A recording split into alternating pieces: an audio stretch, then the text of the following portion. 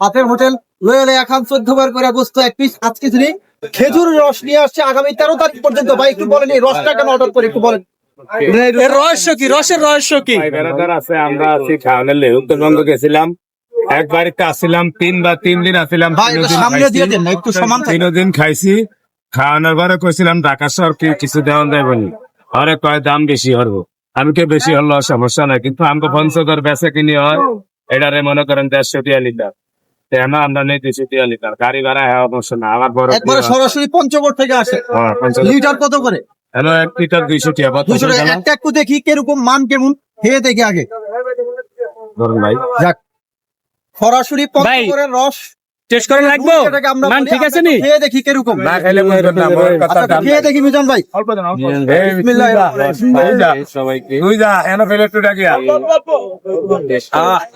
Heavy taste, heavy taste.